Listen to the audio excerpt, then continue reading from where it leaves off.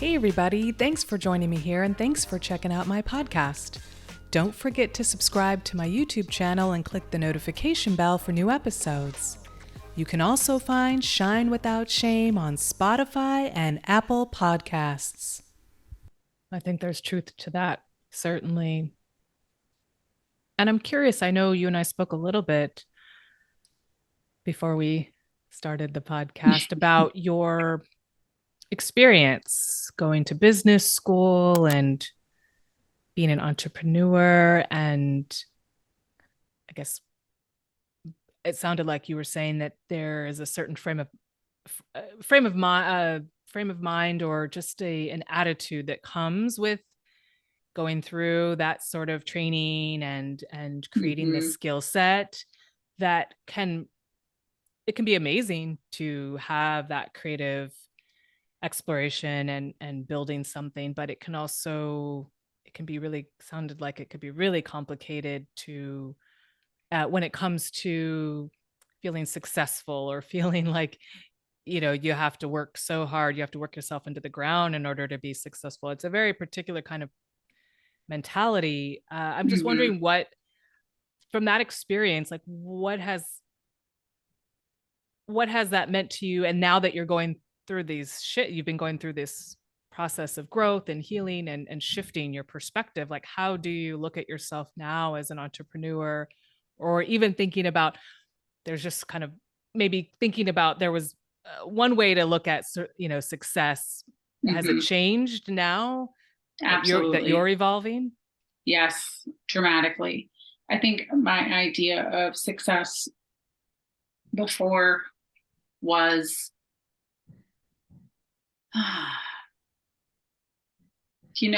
the pretty typical answer of power, suits, stages, and money.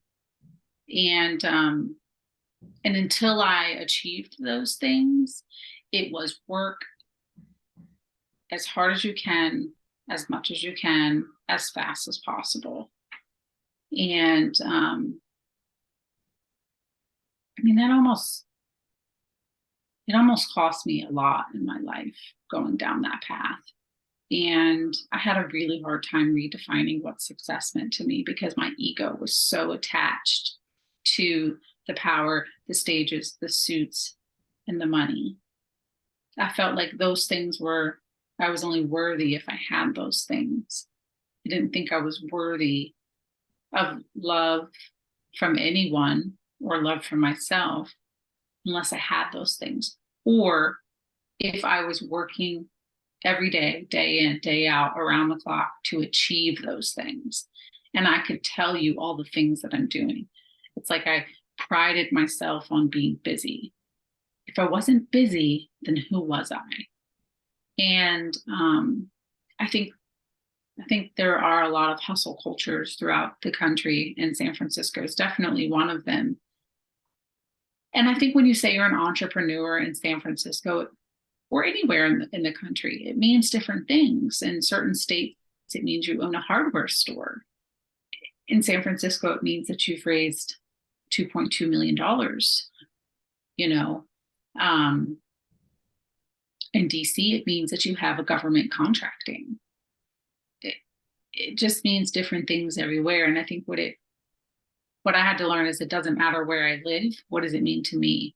And so I don't really identify as an entrepreneur as much anymore. I really identify more as a creator, and more of an innovator, because I can innovate and create within an organization, and I can innovate and create outside of an organization. I think what stresses me out is trying to create consistent revenue model. I know how to do it, but I don't think I'm willing to put in the work that it takes to make it consistent. And that's been a really tough pill for me to swallow. I know how to do it. I know how to do it with my eyes closed, but I'm not willing to do the work anymore. To do it, I really just enjoy creating for the sake of creating. And, if something's meant to happen with it, then I'm happy, but I'm on a slow burn. I'm on a slow, long, like I'm training for the marathon now. I'm not running the 5K or the mile as fast as I can. I'm thinking the next 40 years. I'm thinking legacy. I'm thinking very long term. So I guess the suits and the stages and the money and the power really don't impress me anymore, as much as they did before. I care more about who you are as a person. What do you do for fun? Where are you from?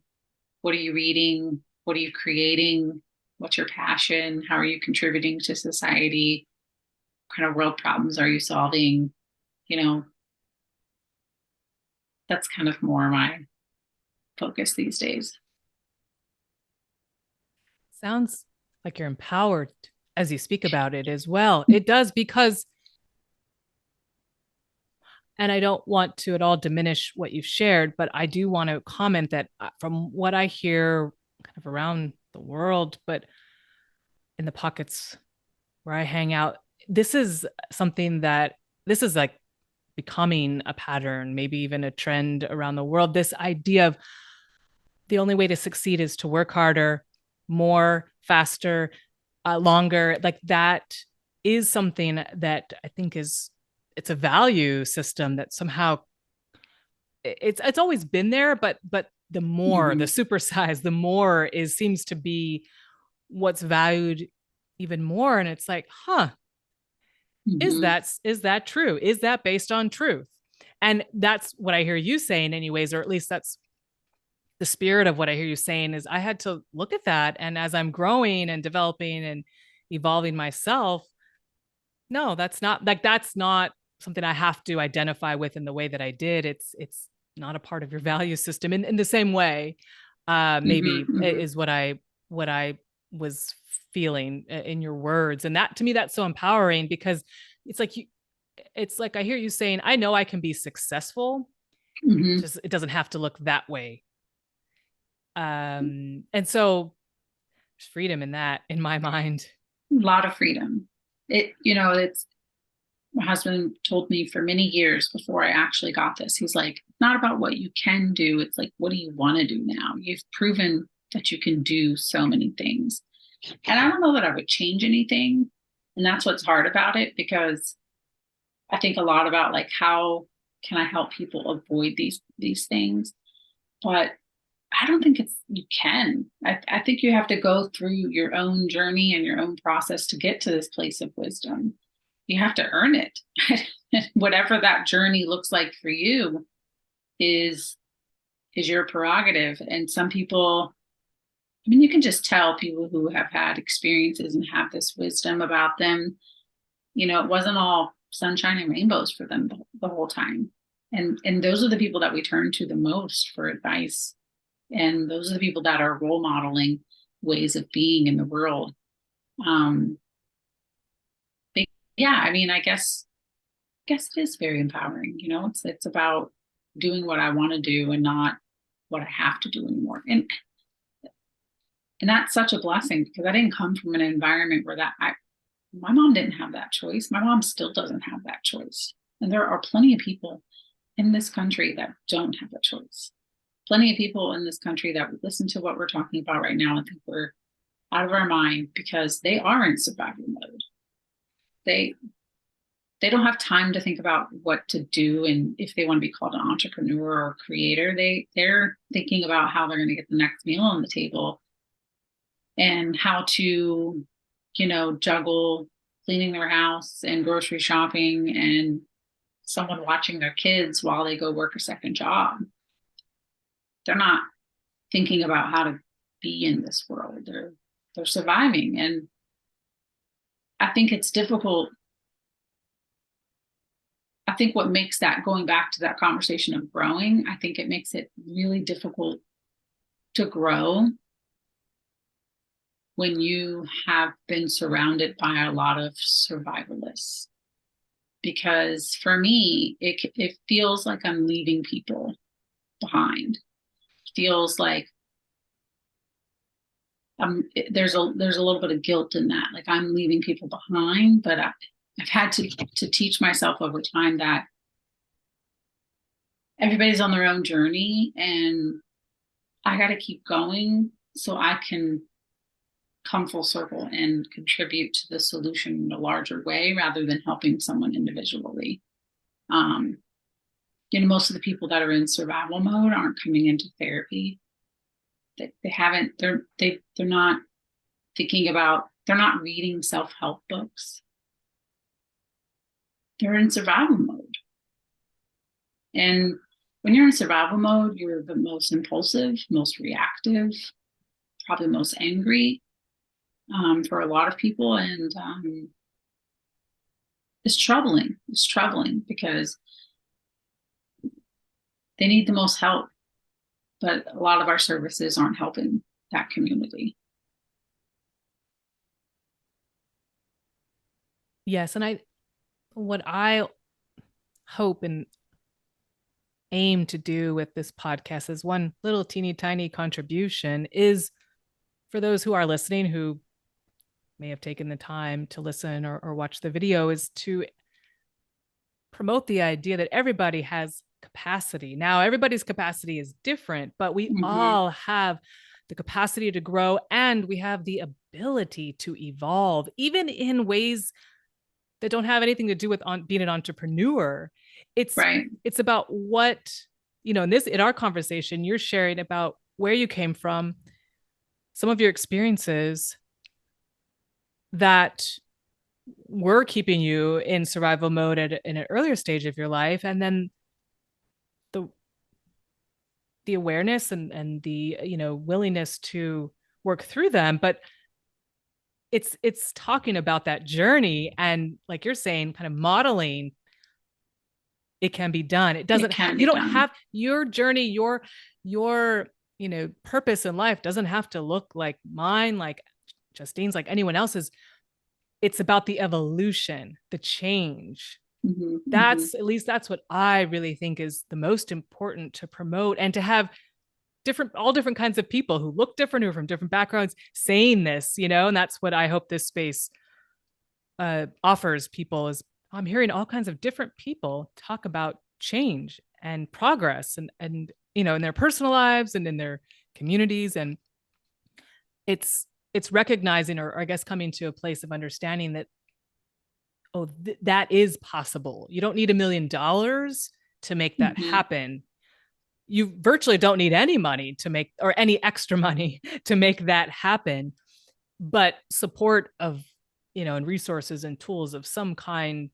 Your book is one of those resources, are I think are necessary. It's very rare, I think, that a human just wakes up and says, I am stepping outside of my circumstances. There has to be a kind of a process typically that people and steps people take. There are, I'm sure, those exceptional people who don't go through that journey. But yeah, that's really what I hope to promote here. And I think that all that you've shared is illustrating that and demonstrating. It's really about the mindset, the belief about myself, and what I didn't want anymore, and what I wanted. And that really doesn't, that's not really material. It's in my humble opinion, that's not about the material world, really. Although we live in a material world, we do have to have material means. But so that's why I think I'm very touched by what you've shared. And I just also want to say, Justine, you have a stability in your voice and in your energy, which isn't that way for everybody who is in the middle of their process of overcoming. Sometimes there is a little bit of anxiety, and for good reason. This is not about judgment, it's just an observation. You have a very stable presence. And as I hear you saying that you are training and on the path to becoming a licensed therapist, I think, wow, you're really going to bring so much to the people you're working with. And I'm curious, of course, you're welcome. I'm curious what it is that when you think about your future self, as I know you're already a counselor, but when you think about the next steps, or even now in being a counselor? What is it that you want for people? You know, what is it that you really want to offer people or help people understand about their journey, even if they don't ever even work with you, just even people listening? What are Mm. the things that you want people to think about who are taking the steps to overcome? I think I want to normalize the challenges. Like I said, I don't think that there is anybody that's wise and full of wisdom that hasn't faced these challenges or similar challenges. And I think they're a gift. I know that sounds crazy. I wouldn't be here on this podcast if I didn't have my challenges. I wouldn't have written a book. I wouldn't have probably started businesses. I wouldn't be in the field that I'm in now. I wouldn't be going back to school for a second master's, which is insane. And I don't know what I'm thinking. You know, I wouldn't be doing any of this stuff. And it's given me purpose. And not everybody has to find purpose in their challenges as far as their career. But I do think that finding purpose in your challenges is extremely important to overcoming them. You got to find whatever works for you, whatever that means, and how that challenge intertwines into the story that you're creating for yourself, this life that you're designing for yourself. I think a lot of the things and titles that I mentioned about myself and my identity and who I am are very taboo. You know, we're talking about mental health a lot more today, but we're not talking about alcoholics and addicts. We're not talking about living with bipolar, schizophrenia, or borderline personality disorder. We're talking a lot about depression and anxiety. We're not talking about PTSD.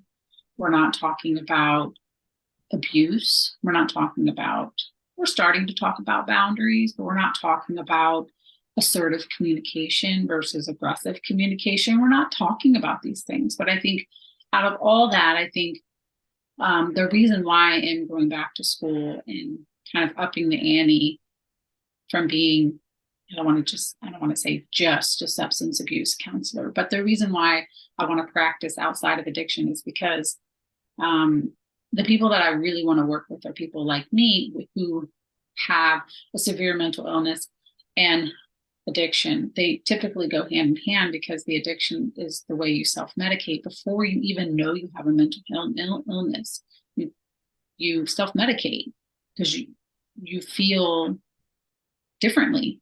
You know, I can go on and on about the symptoms of certain things. This isn't a mental health podcast, but the point being is that it's important for me to get that clinical mental health counseling expertise so then I can work with severe mental illness and shine a light on it, because it's actually not frightening. We're not bad people. The word crazy is overused, and trauma is the root of a lot of it. A lot of it is genetic, but trauma triggers that gene. Just because you have the gene doesn't mean that gene is activated. And so, you know, I have thoughts of becoming a trauma therapist and really like going the whole 9 yards. But believe it or not, I would hope to own my own practice eventually. And that's full circle to entrepreneurship, because I've committed to working in the field for the next 10 years to learn the different areas of the field. But I think by the time I'm 50, I'll probably go out on my own and keep a small caseload for myself and start to slow down a little bit. But the point being is that I think there's a lot of people out here suffering from a lot more than what we're talking about. I mean, severe mental illness, severe addiction. People don't know that addiction is a disease. They think it's a choice, a moral choice. They don't know that it's a disease, and that the brain has been taken over. There's just a lot of education that needs to happen. And I think because I'm working in the field and I'm so open about my own challenges. I think there are more books in me with writing about my experiences and bringing that professional language to it and kind of reaching professionals and reaching people like us. I think there's a way to build community around that, because I also think a lot of mental health professionals don't have that personal experience, and just see it as very textbook and don't see it as a human being like Justine. People meet me and they're like, wait, you have what? Wait, you're an alcoholic?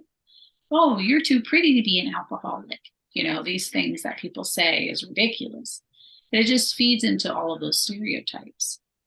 Oh, I didn't know you were crazy like that. It's just people make the most, but that just shows that that people have a stereotype of what it looks like to be sick in the brain. We're very aware of what it looks to be physically sick, but we don't understand what it looks like to be literally sick in the brain, because we can't see it. So that's interesting to me. That's my journey. I don't know. We'll see. Follow up with me in 40 years. Hopefully we stay in touch. I'd like that very much. And yes, I will follow up, hopefully sooner than 40. But Yeah. yes, I'm cheering you on, certainly. It'll be And interesting to look back on this and see what all this mumbo jumbo that's coming out of my mouth, where I'm at with it at that time. oh, yes, there's been a lot of clarity in what you're saying. And I want to touch on something that you talked about at the beginning and use that to round out the conversation. You mentioned very briefly, as you were giving the highlights of your experience and what your work and your service in the military, and you did speak about that experience, favorably, and you have high regard for the experience. But you did mention something about silence. Silence had been a part of your childhood, being silenced or not Mhm. speaking up. And then it sounded like you had said that you did experience that, or that is maybe part of the culture, if I understood what you were saying in terms of Mhm. the military service. And I was just wondering, maybe if you could briefly touch on that or expand on that, but also Mhm. then, uh, you know, talk about how people are living, whether they're have military background or not, but the idea of silence and how that can be something that people are experiencing likely around the world, but this idea of not feeling that they have a voice. I'm just wondering if you could connect those dots. If that does that make Yeah. sense what I'm asking? Yeah. I mean, I think it's a very, believe it or not, a simple answer. I think what I learned and what awareness came to me, and I don't know how or when this happened, but it was right before I started writing my book, or in the very early stages. And I realized, and this is where shame comes, I had spent my whole life being silent about certain things. And I realized that it was fear. It was fear of being judged. It was fear of someone not believing me. Why would I report a sexual assault? Oh my God, what if they don't believe me? Then what will they think? It's fear. It's fear. And that's why the cover of my book is actually me ripping off duct tape.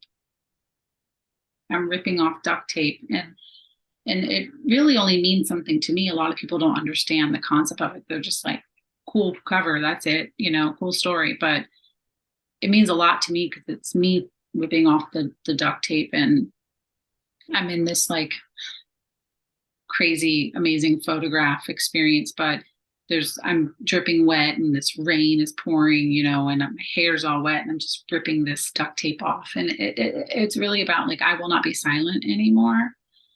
I will not protect the abuser any longer. I will not um, suffer in silence anymore. And I think that's very empowering and goes hand in hand with what your podcast stands for. Instead of being silent in shame and being small, I'm really going to open up and I'm going to share, and you might not like it, and I'm going to shine while I share, and I'm going to expand, and I'm going to take up space. And it was scary. I did it in pieces,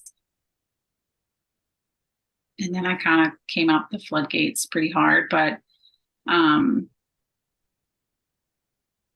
I don't know. For me, it always comes back to, well, this is the truth. And I go to bed every night knowing that, like, this is the truth. You know, I, this is who I am. I'm not going to tailor who I am to make you feel more comfortable, because I'm more important. And I don't say that to be selfish. I say that in a self-care way. Like, how I feel about myself is more important than how you feel about me. Did I answer your question? Yes. Okay. Yes, you did. Very articulately and poetically. And I appreciate all that you've offered in this conversation. And I wanted to ask, any final thoughts or insights or words of wisdom that you wanted to share before we wrap up, Justine? Yeah, I've been thinking a lot about the person that may be listening to this that is still carrying a lot of shame. Like, what do they need to hear? Um, and I've tried to tailor my conversation to that person. So if you are listening, just know that I talk to you this entire time directly to you. And I guess the advice, or the last words I'd like to leave you with, are permission granted. I mean, I hate to be so like plugging my book, but it's really like permission granted to just to own your story. No matter how colorful it is, you have to own it. And if I can own all the crazy mess with me and all the labels, you can own it, and you don't have to tell people the way I'm telling people. You can just own it within yourself. And so when you start to feel that shame about being a person of color, or a person with curly hair, or having I don't know, tattoos in a room full of people in suits, like whatever it is, whatever you are feeling shameful about, just pause and just remember that this is who you are, and you don't need to apologize for it. And if there's trauma connected to that, it's not going to be so easy. It's going to create anxiety and panic. And my advice to that would be to seek professional help and deal with the panic and the anxiety and the depression first, because once you address those things, the other stuff will come. So powerful words. And thank you. Thank you for being here. Thank you for sharing your beautiful words, your powerful and poignant experiences, and your spirit. And no doubt anyone listening or watching will come away with having some sort of more clarity or insight, about the world and about themselves and about those around them. So Mm-hmm. thank you for all of the service in all the ways that you have offered and will continue to offer humanity. And I always ask my guests at the end, Justine, and I'll ask you now, which television show, new or old, do you recommend and why? So I couldn't think of anything. And the first two things that came to mind, I actually was a little embarrassed about. And then I was like, Justine, this is a podcast about shame. You wrote a book about shame. You're just going to have to tell the truth. Okay. So I don't know that I would recommend it.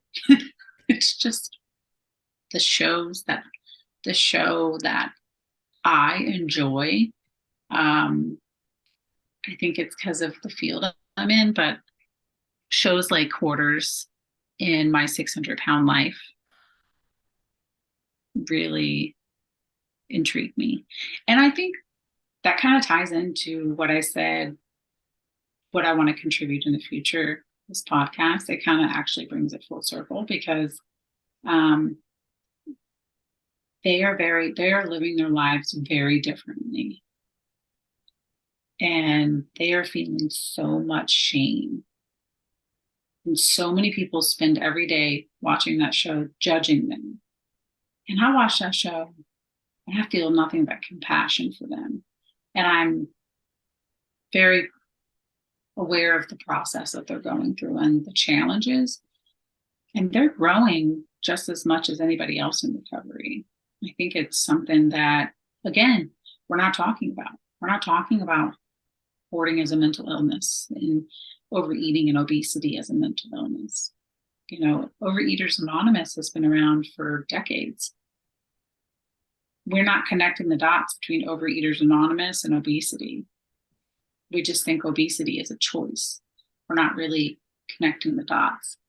It's all addiction. It's all addiction. It's all self-medication. It's all numbing some form of trauma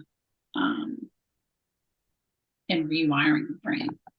So those are the shows. They're kind of probably not as fun as some of the answers you've probably gotten, but that's all I got. That's me. And it is welcomed. I never anticipate anything in particular. I'm always curious. So thank you for, yes, adding two shows that haven't been mentioned, but I think they have a value in for so many different reasons. So someone watching it, hopefully, people won't judge, but can certainly. People are judging. It's fine. It's normal. Yes, it's because it's shock value. Oh, sure. I guess I'm saying, as I'm speaking now, I'm saying, please don't judge, but if you do watch, but yeah, that's interesting. Those are interesting shows. I haven't heard about them in a while. So thank you. Yes. Well, thank you again, Justine. I really appreciate your time and your energy and your contribution to this conversation today. Thank you for being here. Thank you for having me. I really appreciate it. I enjoyed it. Likewise.